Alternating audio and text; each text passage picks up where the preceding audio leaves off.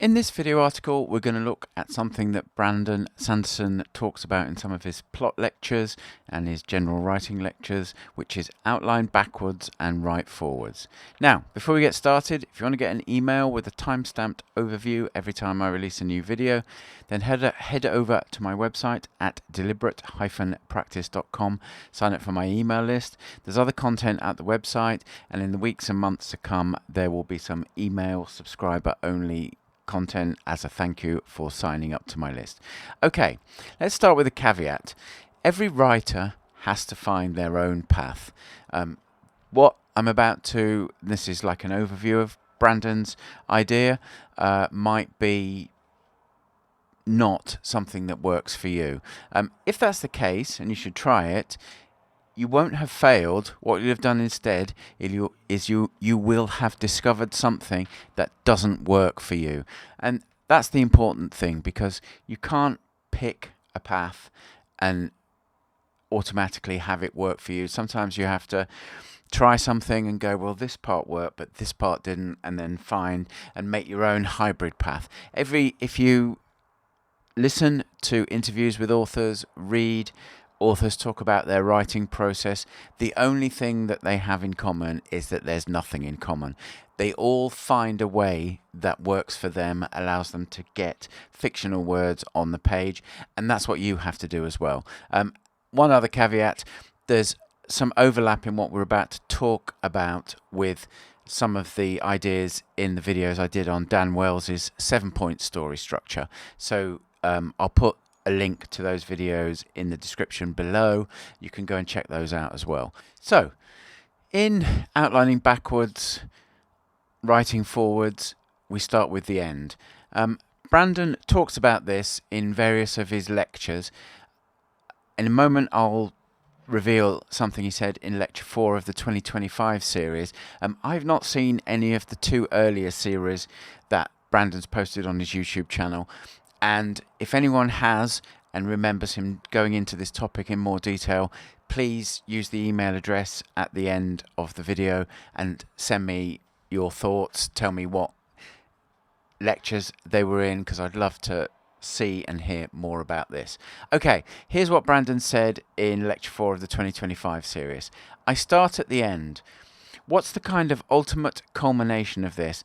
And I identify all of these things, and then I start with bullet points and brainstorming my steps along the way, creating signposts. And he gives a justification of his method in lecture 9, and I thought this was really cool. He said, I always say the difference between me and a science fiction writer is that a science fiction writer starts with what we have now and extrapolates to a plausible future. I start with the cool thing I want to have in a book, and I work backwards, justifying it with internal and external logic depending on the story. And he then goes on to give an example of something called shard plate, which is magical power armor. Why does shard plate exist? Shard plate exists because they needed it for fighting certain forces. Those forces exist because I wanted to tell a story about knights in power armor. So I justify it backwards as opposed to justifying it forward like a science fiction writer might. So there's 2 lectures there you can go and check out that will have immediate context and relevance to what we're talking about. Lecture 4 and lecture 9 of the 2025 series of his lectures about writing science fiction and fantasy at BYU University. How can you use this approach in outlining a story? Well, I laid this out for a student. I'm going to lay it out with you. So the first thing you do, obviously, is you start with the ending. But it's not necessarily just the plot events, but it's the emotional impact on the readers. What do you want them to feel at the end of the story? Do you want them to cry because they're sad? Do you want them to smile because they're happy? Do you want them to put the book down and go, wow? Try and work out what emotional impact you want your story to have on readers. And then from that, work backwards to identify what character development, what world building, what plot elements will be required for you to put in your story so you can hit that ending. Key questions you can use for this brainstorming: what is the most satisfying possible ending? What must the reader believe and or feel for this ending to work? What character growth is required for the characters to reach this point? What world building elements must be established? And then what questions and events must be planted that will be answered in this satisfying ending that you're thinking about for your story? If you spend some time writing down some answers to those questions, what you'll find is you've written a lot of information that can go and be put into the story sequence that you'll be creating to lead the reader to what you think is the most satisfying possible ending. So that's the backwards component. Let's look at the forwards component. The joy of it is when you know where you're going, writing is directional rather than exploratory. That's great because there's no blank page paralysis. You always know where each scene needs to move forward, and there's a clear purpose for every section which has a specific job in service of the ending of the story. So all the major plot decisions should already be made, and you can just focus on the craft, which makes writing much more interesting. I share a key insight that Brandon gives about this process. I always have momentum because I'm pushing towards something that I think is going to be really exciting. And note that the concepts we've sketched over in this overview are things that he uses in his multi-book projects too. So if these ideas interest you, do go and check out Lecture 4 and Lecture 9.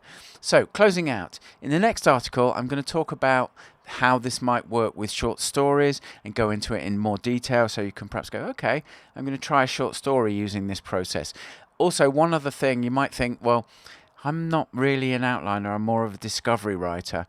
Remember, and I must do some videos on this, there's a spectrum where outline writer, detailed outline is one end of the spectrum, discovery is at the other end, and you might come up with, if you're more of a discovery writer, you might come up with just an ending and then a beginning, and then your discovery is between those 2 points, or you might have 3 points or 5 points. And similarly, even if you're an outliner and you've got, right, here's my ending and I've got these 10 points and these things that need to be woven in, these character growth moments, these world building moments, these plot event moments, they all need to be built in to what you're doing. You're still going to need to do some discovery when you actually sit down and write. So when you write the first line, it might be, right, this is the start, and this sequence or this series of scenes needs to do this job to move the story forward to the next plot event or the next of the major steps that I outline. At that point, you probably won't know how you're going to get from point A to point B. So you're still going to have to do some discovery writing then. So discovery versus outlining is always a push and pull. And even if you're a detailed outliner, the discovery is done in the outlining process. So again, as I said at the front of the article, you have to find the process that works for you, the combination of discovery and outlining that works for you and gets fictional words on the page. We have covered some similar ground in those 2 Dan Wells video articles. I think it was 2, maybe it was 3. Again, I'll link those below. If you've got any questions, email me at paul@deliberate-practice.com. And if you're an aspiring and or frustrated fiction writer, you may be interested in the resource I'm putting together called The Writing Vault. You can see the URL there. That will be linked in the description. There's new things going in every day. One of the new things at the moment I'm creating, I don't know if you saw my Scales and Arpeggios article for Scales and Arpeggios for Writers that I posted earlier in the week. I'm doing a new prompt to help people with that. Every day a new one goes into the vault, and I'm planning to do a new one every day for at least a year. So there'll be a ton of things that you can actually use as exercises. So check that out in the description. Thank you for your time watching this, and I'll catch you in the next article when we'll apply these concepts in a bit more detail for short story writing.